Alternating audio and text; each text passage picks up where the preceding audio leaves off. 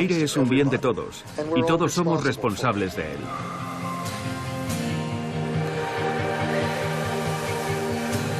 El aire limpio no es negociable. Necesitamos aire limpio y lo queremos, aunque también queramos desarrollo. Es una situación de emergencia sanitaria comparable con otras catástrofes. Que mueran 7 millones de personas son muchas muertes, más que las provocadas por otras enfermedades y factores de riesgo. Cada año de inacción y espera conlleva a escala planetaria una cantidad de muertes y enfermedades absolutamente escalofriante.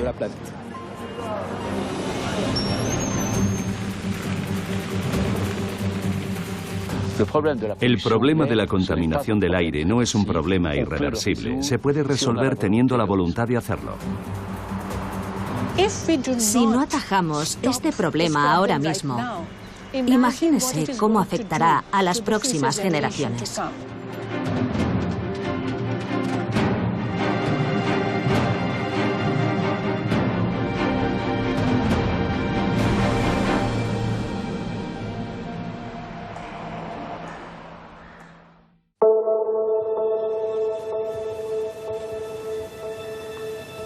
La contaminación del aire es un asesino en serie, cuyas víctimas son invisibles. 7 millones de muertes prematuras al año, según la Organización Mundial de la Salud. Una cifra corroborada por datos científicos muy concretos. Sus agentes letales son los gases y las partículas finas, despedidos a la atmósfera por la actividad creciente de las fábricas, la calefacción urbana o el transporte por carretera.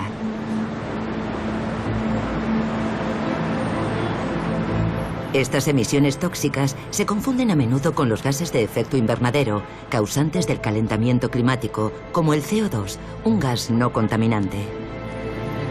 Pero aunque provienen de las mismas fuentes, conllevan otras consecuencias. Los efectos del cambio climático se manifestarán con mucha intensidad a lo largo de las próximas décadas. Tenemos tanta información sobre los problemas climáticos que nos hemos olvidado un poco de los problemas de calidad del aire. Es un problema a muy corto plazo, un problema que se plantea desde hoy mismo porque afecta a nuestra salud, porque en el fondo afecta a la gente de hoy. La contaminación atmosférica afecta a todas las megalópolis del mundo a diferentes escalas. Pero las más azotadas son las capitales emergentes, un síntoma de su desarrollo desenfrenado. Las ciudades indias y chinas rebasan periódicamente los umbrales de alerta, exponiendo sus poblaciones a un riesgo sanitario mayor. Las metrópolis más ricas no se libran, ni en América ni en Europa. Sufren una contaminación crónica con efectos nocivos a largo plazo. De París a Ciudad de México, pasando por Los Ángeles y Pekín, la comunidad científica ha dado la señal de alarma. Las ciudades libran hoy una batalla contra esta amenaza, el primer riesgo medioambiental para la salud pública.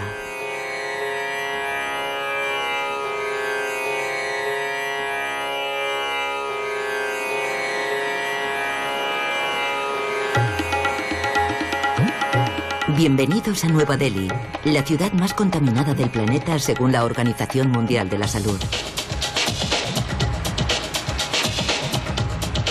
Con sus 8 millones de vehículos, el doble que hace 10 años, la capital india está viviendo una era de crecimiento desbocado que condena a sus 25 millones de habitantes a un infierno atmosférico.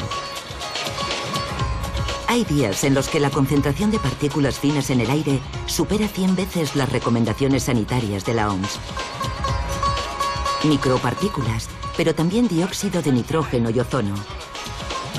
Un cóctel tóxico para los habitantes que pasan horas en sus coches, trabajan en la calle o viven en las aceras. Es una especie de crisis multicontaminante, porque a diario respiramos un cóctel letal de polución. Durante mucho tiempo se creyó que solo las grandes ciudades tenían un problema de contaminación. Pero ahora estamos viendo cada vez más poblaciones pequeñas de la India alcanzar niveles críticos de contaminación. Los primeros estudios sanitarios nos permiten hacernos una idea de la magnitud de la epidemia. 3 años de esperanza de vida menos en la capital y 1,5 millones de muertos al año en todo el país.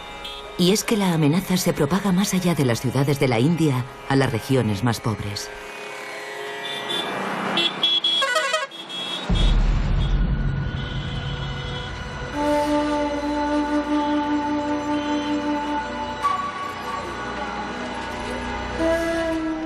La cuenca del Singrauli es el pulmón energético de la India.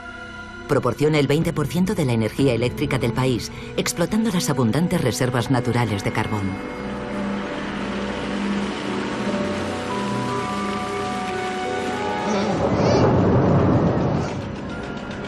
Con sus centrales eléctricas y sus minas desarrolladas a marchas forzadas en los últimos 40 años, Singrauli se ha convertido en una región maldita.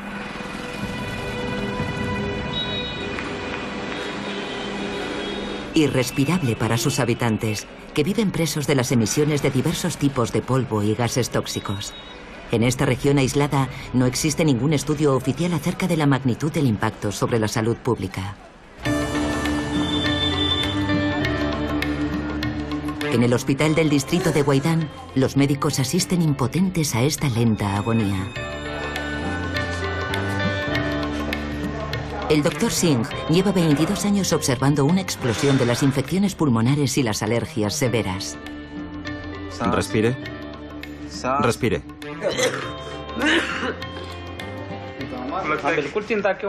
Estoy preocupado. ¿Cómo no voy a estarlo? Somos pobres, no sabemos cómo tratarlo. Tenemos muchísimo miedo. El médico está indignado por el estado de los pulmones de sus pacientes. A lo mejor los habitantes de Nueva Delhi pueden respirar todo el humo de coche que quieran, pero en Singrauli, por lo menos, no tenemos pulmones de acero. En todas las autopsias que hemos hecho en la región, ya estuvieran enfermos o no, los sujetos siempre presentaban partículas de carbón en la superficie de la pleura. Nuestros pulmones están infectados. Cuando voy caminando al trabajo por la mañana, las partículas han caído con el rocío, y cuando corro, todas esas partículas se depositan en mis pulmones. En toda la región no hay un solo sitio seguro para caminar o correr. A pesar de los riesgos sanitarios, el gobierno prevé duplicar su producción de carbón en los próximos 5 años. El objetivo, proporcionar electricidad a los 300 millones de indios que aún no tienen acceso a ella. El ministro de Medio Ambiente reivindica ese imperativo y se niega a recibir lecciones de las potencias occidentales. En Delhi hemos cerrado ya 3 unidades contaminantes y vamos a ajustar otras 2 unidades a las normativas. Estamos planeando construir nuevas centrales en lugares aislados en vez de en ciudades. Es una forma de encontrar un equilibrio. Pero no olvidemos que Estados Unidos también exporta carbón. Si de verdad tanto les molestan las emisiones, los estadounidenses deberían dejar de exportar carbón. Pero no lo hacen, y aún así se permiten darnos lecciones. Europa consume 10 veces más carbón que la India, y eso supone contaminación. Nuestra contaminación solo se va a multiplicar por 2, y daremos acceso básico a la electricidad a los más pobres. Todo el mundo en este planeta tiene derecho a usar la energía del carbón, y a la India se le quiere negar.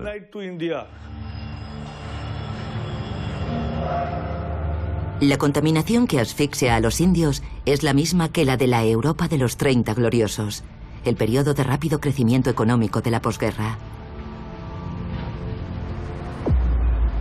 Hoy el peligro ha retrocedido en el viejo continente, pero la contaminación ha cambiado de naturaleza y, al igual que otras capitales, París no ha derrotado la amenaza. Air París prevé también hoy una fuerte concentración de partículas en suspensión que afectará a la mitad norte del país. ¿Nos deja asfixiarnos el Estado con esta contaminación? Será la polémica pregunta que nos ocupará durante esta hora y cuarto. Así nos lo recuerdan los intensos picos de contaminación que vive periódicamente la Ciudad de la Luz desde 2013. Sin embargo, estos episodios de alerta medioambiental no son más que la punta del iceberg.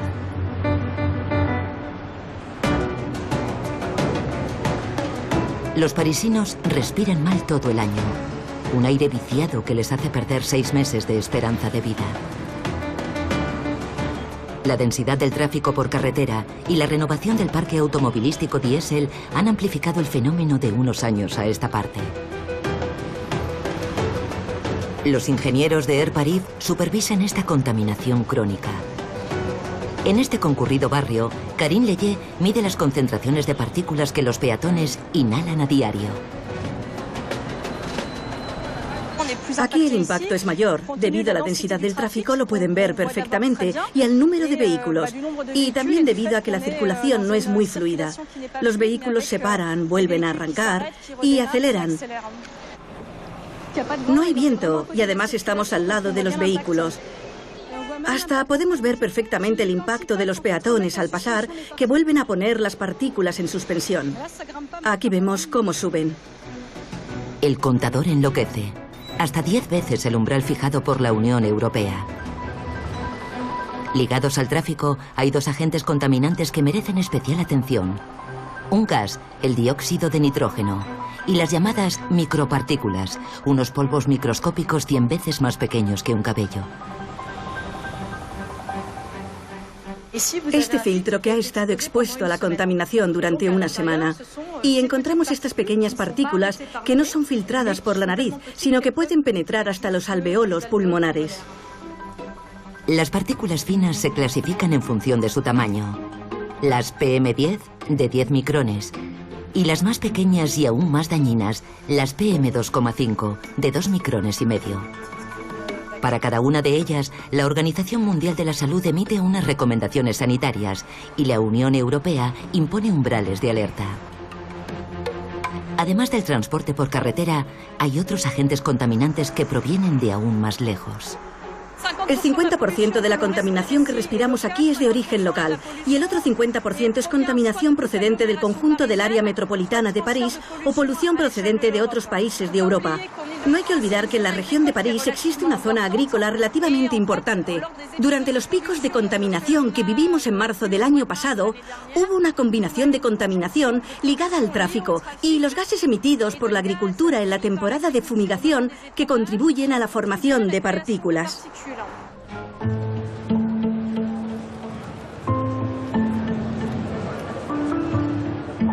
¿Cómo se fabrican estas nubes de contaminación que se ciernen sobre nuestras ciudades tanto en invierno como en verano?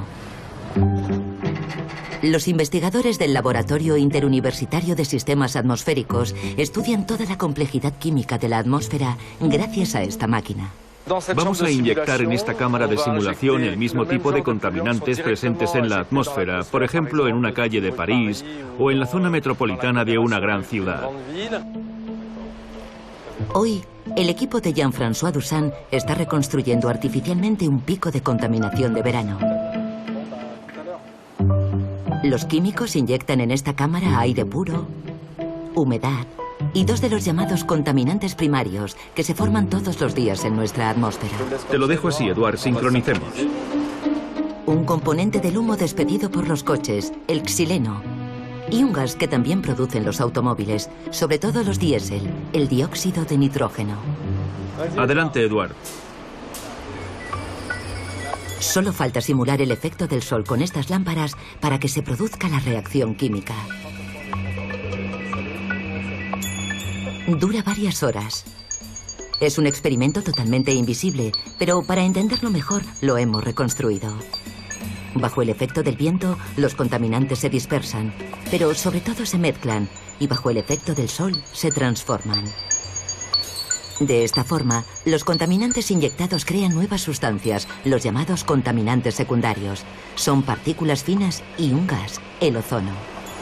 Surgen nuevos gases, generalmente mucho más tóxicos y más irritantes, y nuevas partículas que son cancerígenas. Son sustancias que plantean muchos problemas. La atmósfera es un inmenso reactor químico. Cada día inhalamos gases y partículas primarias. Pero cuando se transforman, padecemos en invierno picos de contaminación de partículas secundarias, fruto del tráfico por carretera, la calefacción y la fumigación agrícola. En verano vivimos episodios de contaminación de ozono ligados al calor. Cuanto más se mezclan las fuentes y los contaminantes, más difícil de combatir es el fenómeno. Los picos de contaminación forman una nube fotoquímica en nuestras ciudades. Son como una tapadera que cubre la parte baja de la troposfera, la capa de la atmósfera en la que vivimos. La altura de esta tapadera puede oscilar entre 2.000 y 250 metros en función de la temperatura ambiente. Cuanto más baja es la nube, más tóxica. Hemos observado que los efectos de la contaminación pueden ser radicalmente diferentes, sobre todo cuando la capa es muy baja, porque entonces se produce un fenómeno de acumulación de contaminantes. Esta nube fotoquímica reacciona de manera diferente en función de las condiciones meteorológicas. La lluvia arrastra los contaminantes al suelo, mientras que el viento los dispersa. Y una situación anticiclónica mantiene la nube estancada.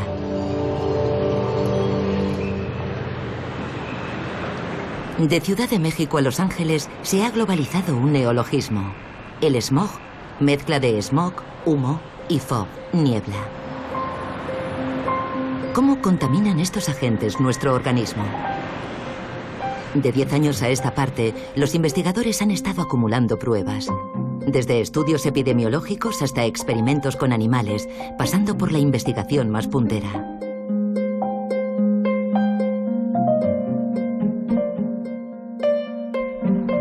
El Instituto Adolf Merkle está especializado en la biología celular. La profesora Barbara Rotten lleva 4 años estudiando en este laboratorio la toxicidad de las nanopartículas emitidas por los motores de nuestros vehículos. Son partículas ultrafinas de menos de 1 micrón de diámetro. Aquí pueden ver una partícula individual. Y aquí, o aquí, son aglomerados de varios cientos de nanopartículas.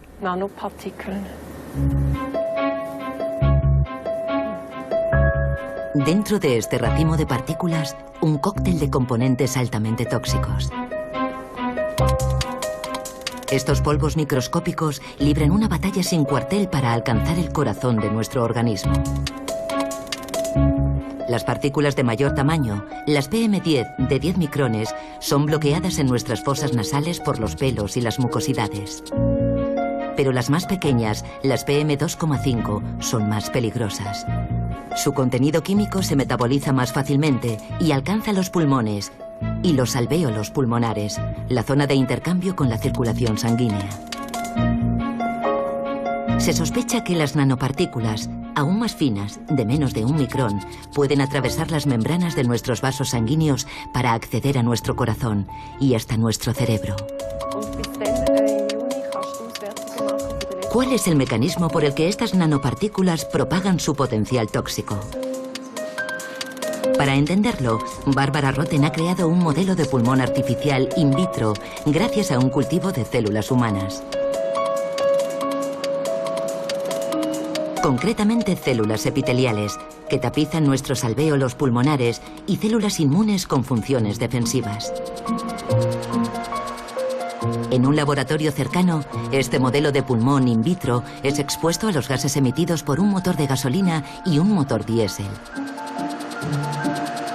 El diésel es el que más partículas emite, y los filtros de los motores más recientes dejan escapar las más finas. Tras solo 6 horas de exposición, las células han sufrido daños. Se comparan con unas muestras que no han sido expuestas. Aquí aparecen en color verde fluorescente. Cuando las células se ven expuestas a las partículas del diésel y éstas se adhieren a la superficie de la célula o incluso penetran dentro de ella, pueden provocar distintas reacciones celulares. Pueden crear radicales libres que tienen un efecto oxidante. Pueden provocar reacciones inflamatorias o incluso una reacción en el propio núcleo de la célula que podría modificar su ADN, su material genético. La célula no muere propiamente. sino que más bien sufre una división celular descontrolada, una serie de reacciones inflamatorias que a la larga pueden provocar un cáncer. Estos experimentos en laboratorio evidencian los efectos agudos a corto plazo de las partículas diésel. Después de 20 a 30 años de estudios, la Organización Mundial de la Salud ya considera que las partículas de diésel son cancerígenas. Esta conclusión se basa en gran cantidad de experimentos diferentes, realizados con hombres, con animales y con cultivos de células. Cada tipo de trabajo tiene sus limitaciones. Por eso es preciso hacer diferentes estudios a largo y corto plazo para conocer los efectos de las nanopartículas.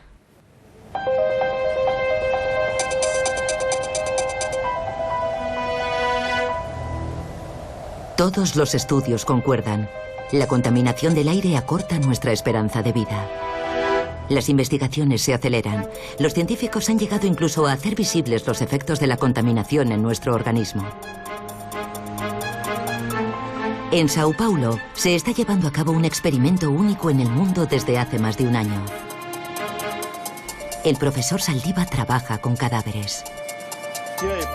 Este patólogo se ha propuesto determinar cómo la contaminación puede acelerar una enfermedad y provocar la muerte.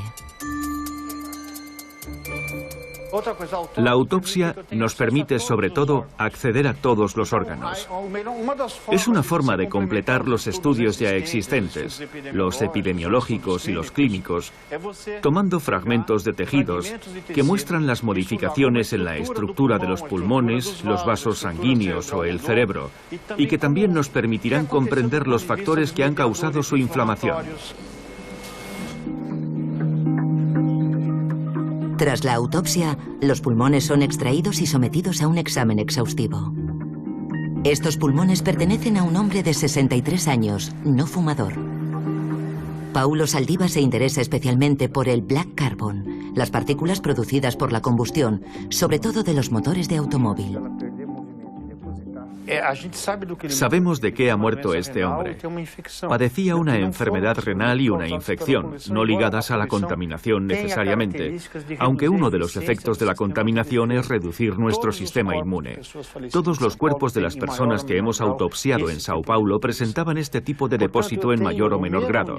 En cada individuo nos fijamos en el color original del pulmón, que es este. Vemos que hay una especie de frontera entre la parte sana y la que podemos achacar a la inhalación de contaminantes. Para un individuo que no fume y que viva en Sao Paulo, lo más probable es que este black carbon provenga de los vehículos. ¿Cómo lo sabemos? Porque cada partícula tiene una firma, una huella digital. Y en Sao Paulo los principales marcadores son el zinc, el manganeso, el aluminio y el hierro. Tratará de identificar esos marcadores gracias a una serie de análisis químicos realizados en los tejidos pulmonares. Explorando más de 2000 cadáveres e investigando el modo de vida y el historial médico de cada persona fallecida. De esta forma, espera que podrá evaluar el impacto de la contaminación sobre un individuo a lo largo de su vida y propiciar una toma de conciencia.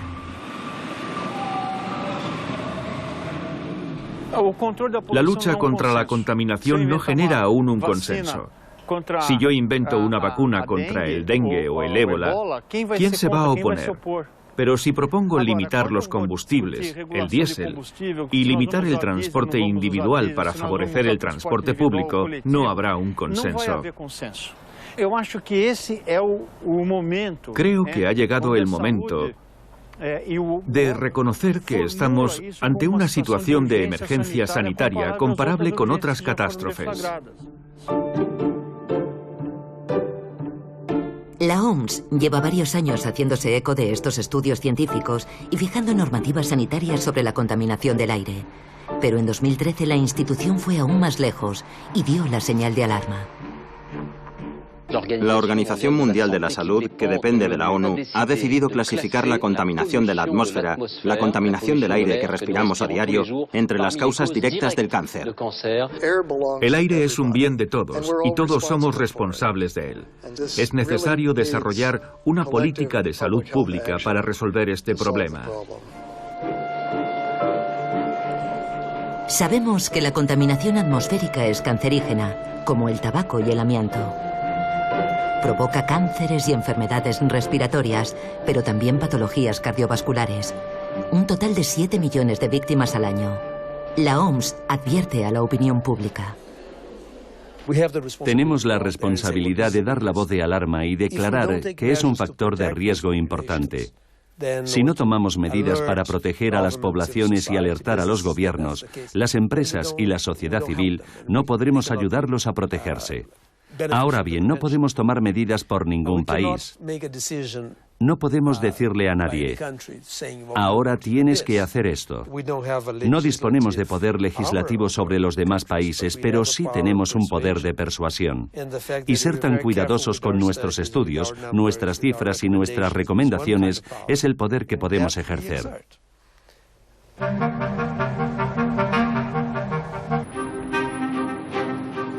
Mientras las ciudades y los estados se pasan la pelota, las medidas siguen siendo demasiado puntuales.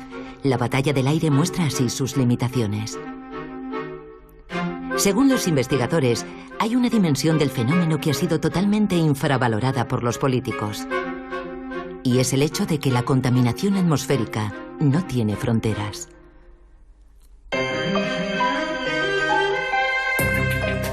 La prueba científica nos llega de la mano de los satélites, verdaderos escáneres de la atmósfera. Miden varias veces al día el transporte de penachos de gas y partículas por todo el planeta. Los contaminantes se exportan de un país a otro. En Europa, por ejemplo, Francia puede recibir una parte de la contaminación alemana, que a su vez procede de Polonia, y viceversa, dependiendo de las corrientes aéreas y la intensidad de los episodios. En Asia, el smog de Pekín sobrevuela Japón. Pero a mayor escala, la nube negra china puede desplazarse a una velocidad vertiginosa. Impulsada por el viento, puede atravesar el Océano Pacífico y alcanzar el continente americano en cuestión de 3 a 5 días.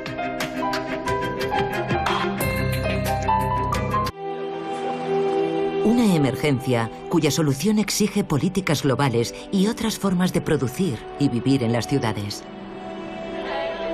Los activistas llaman a una movilización planetaria, como la que existe para el cambio climático. Para ellos, la batalla del aire apenas acaba de empezar. Es una batalla que no va a acabar porque para el año 2050 tendremos el 75% de personas viviendo en las ciudades. Y esto puede representar un gran problema, pero también importantes oportunidades, y controlar y eficientar la forma de vida de la mayoría de la población mundial. Creo que tenemos que diseñar nuestras ciudades en beneficio de sus habitantes. La salud pública y la calidad de vida deberían ser elementos clave en las políticas en el entorno urbano. Necesitamos ciudadanos concienciados y necesitamos políticos con voluntad de tomar medidas.